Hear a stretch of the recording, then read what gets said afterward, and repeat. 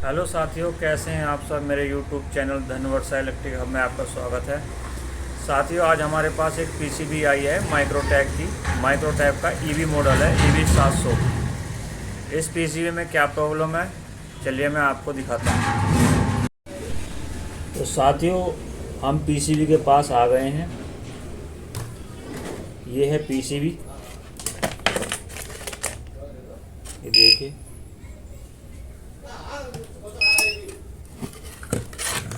ये माइक्रोटेक की 700 EV model की पीसीबी है। इसकी जो समस्या है वो समस्या मैं आपको दिखाता हूँ। हम डीसी एमसीबी ऑन करते हैं तो इसका जो बैकअप मोड पर चली जाती है। ये पीसीबी ऑन हो गई।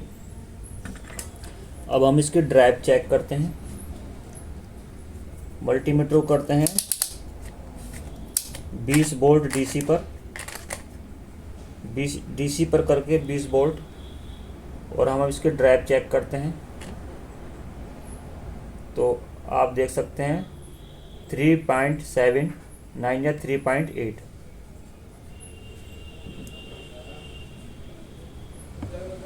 इस साइड की चेक करते हैं।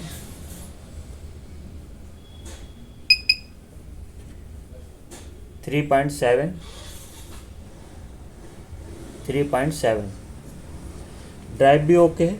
अब हम इसको एसी वोल्टेज देते हैं। ये देखिए आप, एसी की एलईडी ग्लो हो गई, चार्जिंग का बल्ब ऑन हो गया। एक तो चार्जिंग की एलईडी ग्लो नहीं हुई, और दूसरी समस्या जो है इसमें वो मैं आपको दिखाता हूँ। ये पीसीबी हमिंग की आवाज़ कर रही है, जो कि आप नहीं सुन पाएंगे। मैं कोशिश करूँगा कि आप सुन सकें।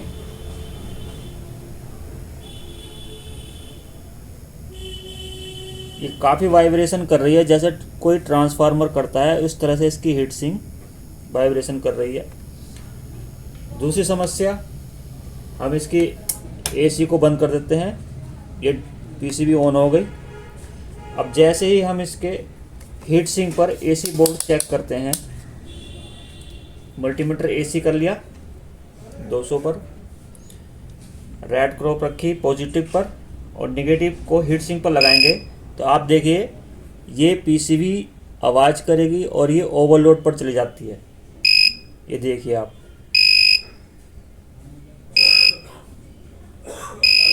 मतलब हीट सिंक को जैसे ही हम नेगेटिव से टच करते हैं ये पीसीबी ओवरलोड पर चली जाती है, और इसीलिए ये पीसीबी ज़्यादा हमिंग कर रही है। ये देखिए, ये पीसीबी ओवरलोड पर जा रही है।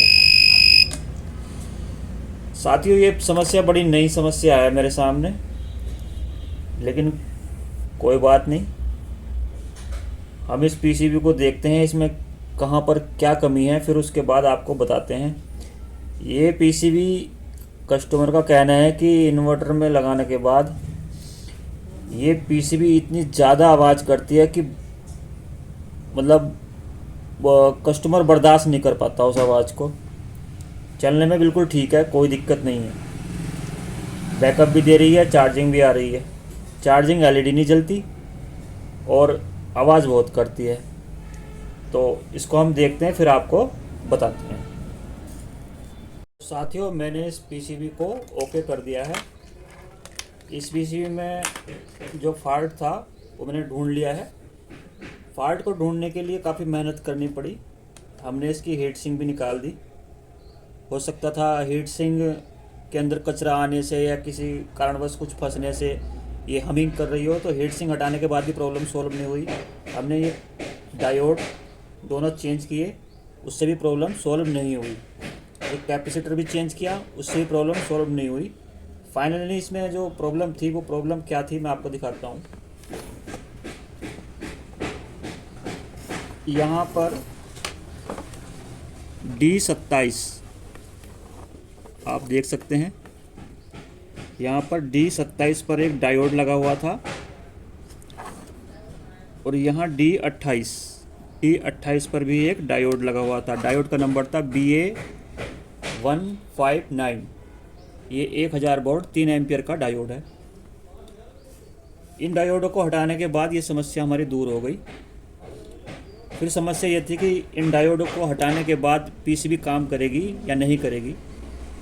तो इसकी जगह हमने FR260 डायोड लगाए, लेकिन डायोड लगाने के बाद ही जो समस्या थी वो दोबारा पुनः शुरू हो गई। फिलहाल हमने ये डायोड हटा दिए। हटाने के बाद हमने पीसीबी को अच्छे से चेक किया। पीसीबी में कोई प्रॉब्लम नहीं है, पीसीबी अच्छे से काम कर रही है। मैं आपको दिखाता हूँ, जो पहले प्रॉब्लम थी वो अब नहीं है। मैं इसको डीसी दे देता हूँ। देखिए मैंने इसको डीसी दे दी है और ये पीसीबी हमारी ऑन हो गई है। आप देख सकते हैं इसकी एलईडी जो ग्लो हो गई है ऑन की। आपको ड्राइव दिखा देता हूँ।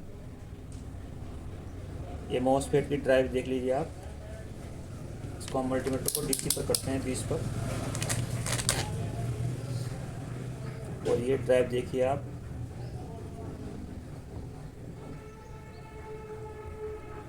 थ्री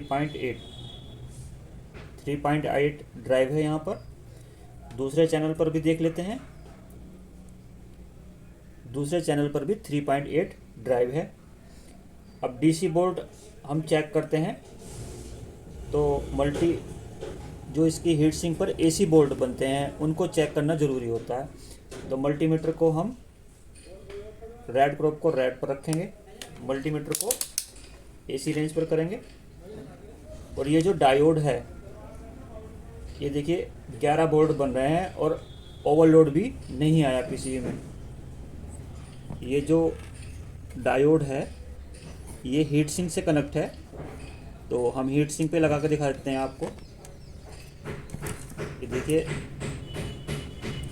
ये मैंने हीट सिंक पर लगाया, ये लगाया, ये 11.7 वोल्ट ये इस हीट सिंक पर और 11.7 इस हीट सिंक पर, और इसने ये बैकअप मोड पर चल रही है सही से। इसने कोई भी ओवरलोड वगैरह शो नहीं किया।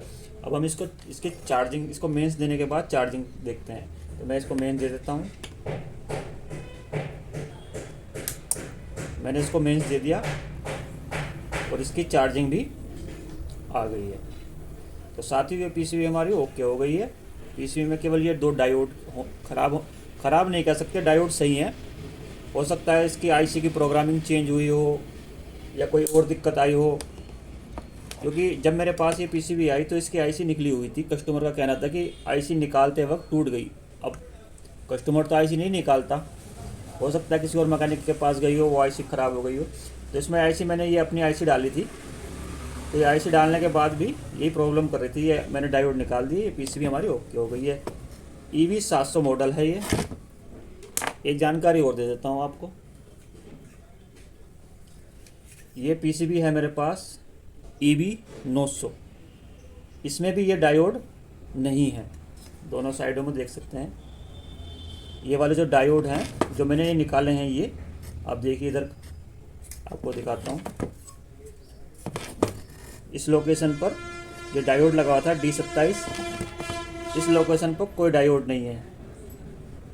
यहाँ D27 कोई डायोड है ही नहीं। आप देख सकते हैं यहाँ एक डायोड लगा हुआ है 4148, यहाँ भी एक डायोड लगा हुआ है 4148, और इसके बाद एक पीसीबी और है मेरे पास, ये है EV 610। इस लोकेशन पर देख लीजिए आप, इस लोकेशन पर भी कोई डायोड नहीं लगा हुआ। यहाँ देखिए D17, ये देखिए आप D17 लगा हुआ है, यहाँ पर D17 डायोड लगा हुआ है और यहाँ कोई डायोड नहीं लगा हुआ है। तो ये EV 900, EV 610 ये पीसीबी बिना डायोड के काम कर रही हैं। तो मैंने ये डायोड निकाल दिए, क्योंकि ये डायोड आप देख सकते हैं, आपको दिखाना चाहूँगा। ये हीट सिंक से कनेक्ट थे। हीट सिंक से डायोड का एनोड कनेक्ट था और कैथोड यहाँ जा रहा था, और यहाँ से एक ट्रैक पीछे से निकलकर ये आईसी की तरफ जा रहा है।